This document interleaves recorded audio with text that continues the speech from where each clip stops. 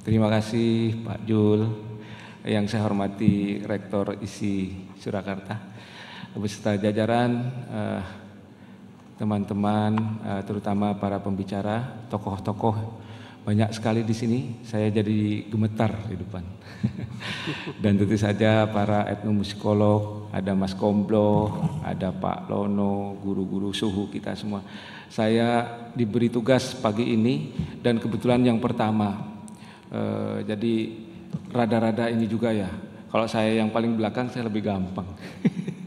Tapi mungkin kehadiran saya di sini dibutuhkan juga karena ini sudut pandang kami. Saya dari Direktorat Perfilman Musik dan Media yang sebenarnya sudah tidak ada lagi, Pak. Begitu dibentuk Kementerian Kebudayaan sudah tidak ada, demisioner semua. Jadi dalam kesempatan ini saya ingin menyampaikan salam dari Direktur Perfilman Musik dan Media, Bapak Ahmad Mahendra. Walah, udah ada Mas. Matur suwun. Ya, menyampaikan beberapa hal. Jadi apa yang menjadi buah pikiran beliau ingin saya sampaikan. Salam hangat bagi kita semua.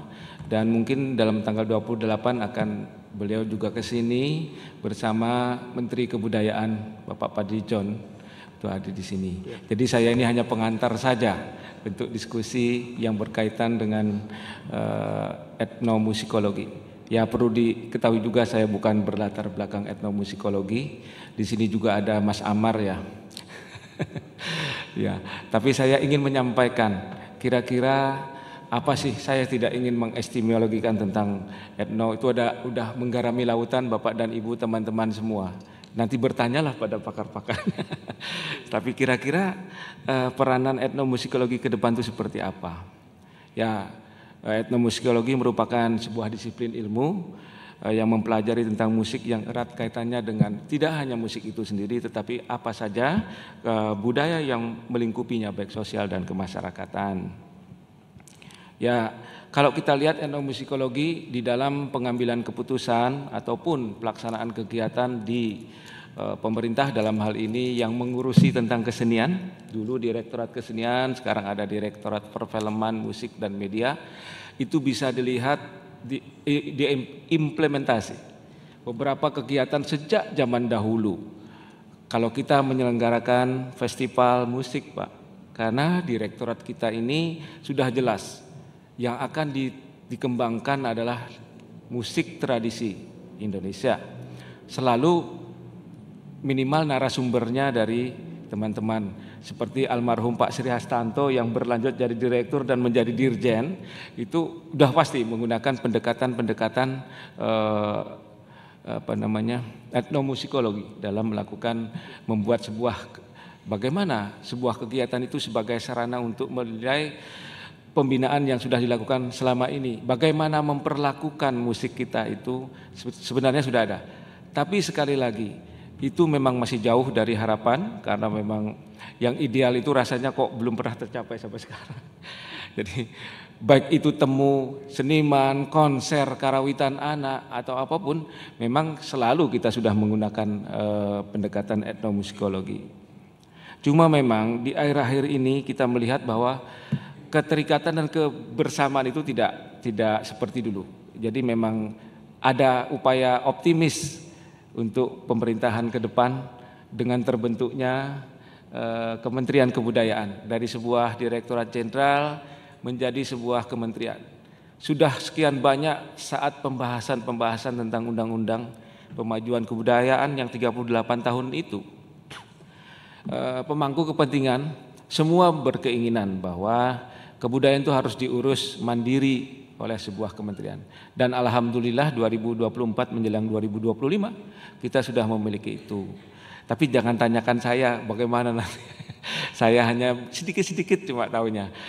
Jadi itu kira-kira kami sangat memperhatikan hal yang menyangkut etnomusikologi. Karena kalau kita memperlakukannya seperti industri ataupun perlakuan musik barat rasanya agak berbeda, tidak akan tercapai yang kita inginkan.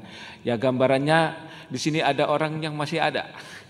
Kalau kita menyelenggarakan festival itu ada kurator atau tim pengamatnya yang memberikan ulasan.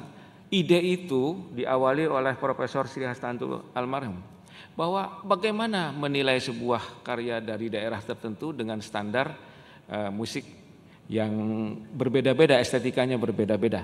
Jadi muncullah saat itu bahwa musik itu tidak untuk dipertandingkan, tidak untuk dilombakan, tapi musik itu adalah sebagai sesuatu yang harus disandingkan. Bagaimana merajut ke kebinekaan dalam satu kerangka Indonesia. Jadi sebenarnya peranan itu etnomusikologi. Dan kami pemerintah sudah kebal diserang oleh para terutama niaga tidak mau menilai kurator dan tim pengamat ataupun apapun namanya, karena mereka berdasarkan itu pernah ini ada Pak Jabatin semua ini pernah jadi pengamat kami mengatakan tidak perlu piala-piala itu, yang ada adalah bagaimana apresiasi kita semua terhadap kekayaan budaya yang kita miliki. Nah, makanya kami membatasi mengurus musik di Indonesia itu adalah apresiasi dan literasi. Jadi sebenarnya ini dasar dari etnomusikologi juga nih Pak. Bagaimana menghargai kekayaan budaya kita itu sebagai sesuatu yang kita miliki, dan yang kedua bagaimana memberikan literasi bagi seluruh bangsa Indonesia. Ini namanya harus melanjutkan bahan, ya saya taat kepada ini. lanjut. Saya sudah masuk sini. Nah ini kira-kira lanjut.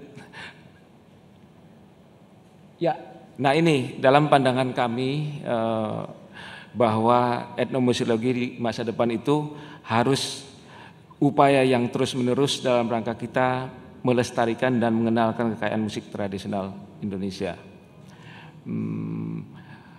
Kami selalu saja apapun yang akan dilakukan berkonsultasi terlebih dahulu kepada tokoh-tokoh etnomusikologi ini, dan mungkin ini juga akan menjadi lebih kedepannya lebih lebih kuat lagi karena di minggu-minggu Desember awal itu akan ada pertemuan Pak Menteri Kebudayaan, dan kami sudah tahu asosiasi yang harus diundang adalah salah satunya ini.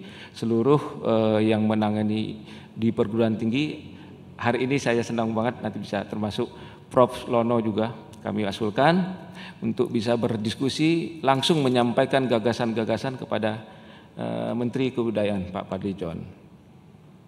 Saya kira tidak saya uraikan lagi, kita semua tahu kekayaan ini di data kita selalu mengatakan salah satu kekayaan kita luar biasa, tapi punyakah kita database yang sesungguhnya?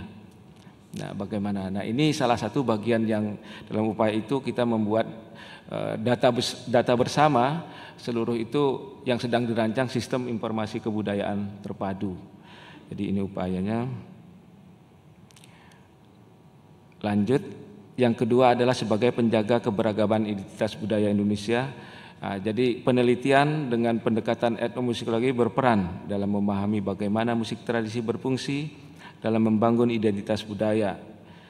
Memang selalu kita dengarkan bahwa musik tidak sekedar hiburan semata, tetapi juga sarana untuk mengekspresikan nilai-nilai sejarah dan perasaan kolektif di dalam masyarakat atau kelompok tertentu.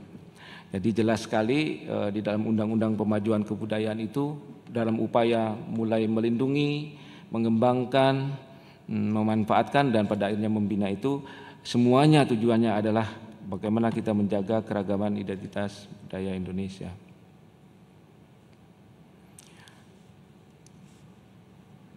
Nah, tentu saja pasti jadi pertanyaan kita semua, banyak sekali kajian-kajian etnomusikologi, tapi tidak semuanya juga memang bisa kita implementasikan. Nah, kesempatan kali ini saya dititipi untuk mendengar. Silahkan dicatat, nanti sampaikan kepada pimpinan. Sekarang pimpinan sedang sibuk bagaimana OTK-nya. Siapa nanti yang akan menggawang ini kita juga belum tahu. Tapi pasti dari hasil ini kami akan catat semua dan saya sampaikan karena saya yang ditugasi Pak Rektor pasti disampaikan. Mudah-mudahan masih rekan-rekan kita yang memang intensif dan punya kepedulian dan perhatian khusus kepada dunia kesenian, khususnya musik tradisional, dan khusus lagi etnomusikologi ini bisa kedepannya menjadi lebih lebih banyak lagi memberikan kontribusi positif, memberikan pemikiran dan pemahaman kepada pemangku kepentingan dan terlebih lagi kepada pemerintah. Karena pemerintah itu tidak semuanya mempunyai latar belakang, sangat sedikit sekali. Dan tapi kadang-kadang sok tahu Pak, Bapak sok tahu menentukan kebijakan nasional yang sangat sangat signifikan, akan berdampak besar. Nah, mudah-mudahan dengan pola sekarang kami melihat ada napas baru. Pak Menteri selalu ingin bertemu dengan para pemangku kepentingan.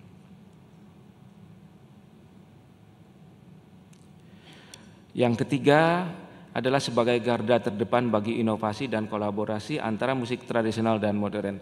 Kita hidup di zaman sekarang, pendekatan kita memiliki kekayaan, tapi bagaimana bisa diterima, tentu saja memerlukan strategi dan cara-cara pragmatis maupun yang ideologis ke depan bagaimana. Direktorat sudah memulai itu, jadi ada lomba inovasi musik tradisi Nusantara, ada juga lokakarya, konservasi, musik tradisi juga. Dan tidak hanya itu, musik-musik yang ada di populer tapi sangat lekat dengan karakteristik dan jiwa kita, seperti musik keroncong juga kita lakukan. Di sini ada, tapi bukan berarti untuk yang sudah jadi ya, ini untuk di grassroots, bagaimana mereka bisa memiliki ruang, memiliki kesempatan untuk berkarya dan diberikan apresiasi. Kita punya gelar keroncong Suara Nusa, di sini ada Mas Amar. Ya, ini sebenarnya saya ingin menunjukkan apa sih yang sudah dibuat oleh direktorat. Yang musik itu tidak hanya direktorat yang ada di Kemdikbudristek. Saya masih pakai itu karena nomenklaturnya masih itu Pak. Ke depan enggak lagi, Kementerian Kebudayaan harus lebih top. Apa yang bisa dilakukan? Ya, banyak sekali kegiatan-kegiatan yang sebenarnya menentuh dan terlibat.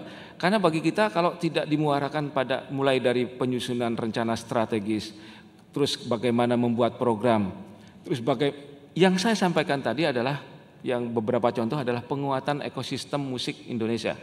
Jadi semua sisi, apakah yang industri? Ya industri sarana dan prasarannya kita siapkan. Bagaimana mentalitas kita untuk memasuki itu.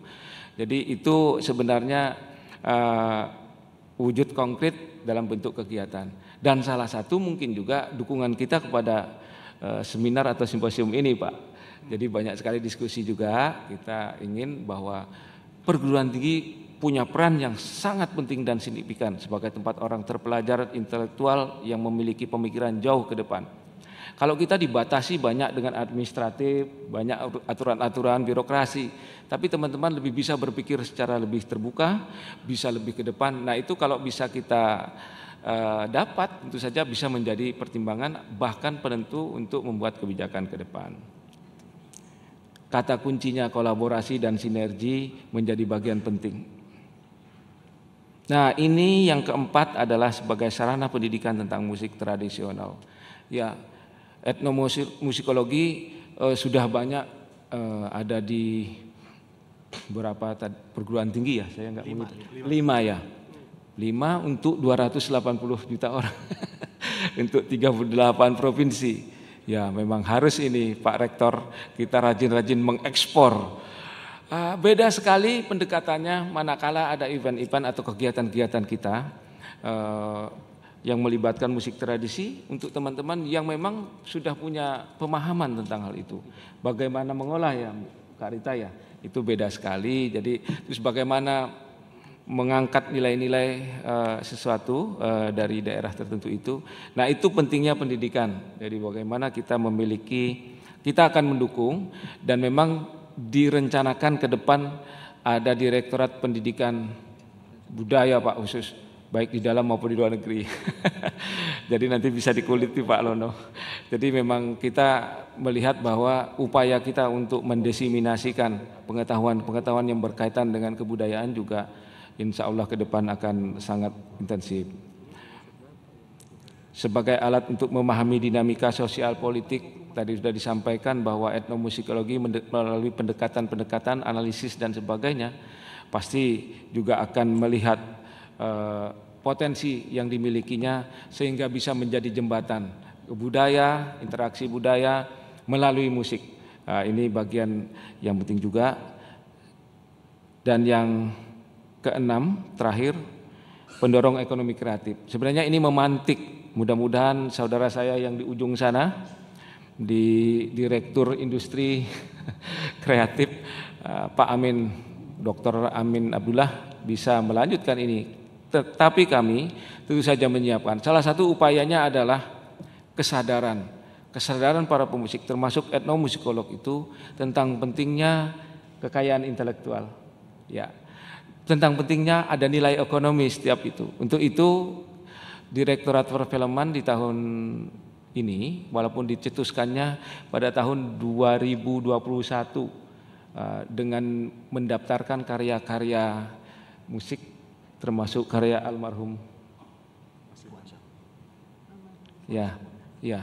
Suara Sama, albumnya, untuk didaftarkan di Kumham agar kalau dipergunakan siapapun bisa mendapatkan royaltinya. Ya, jadi dulu itu termasuk dari sini Pak almarhum Pak Subono. Jadi karya-karya itu, karena ternyata memang belum dipakai di mana-mana, kita tidak tahu apakah diberikan haknya, hak ekonomi dan hak moralnya. Kita ini rajin melanggar, Pak. Kalau di mana-mana itu kalau ada lagu itu dipopulerkan oleh siapa, bukan penciptanya. Ini sudah suatu kesalahan, padahal kan itu melekat.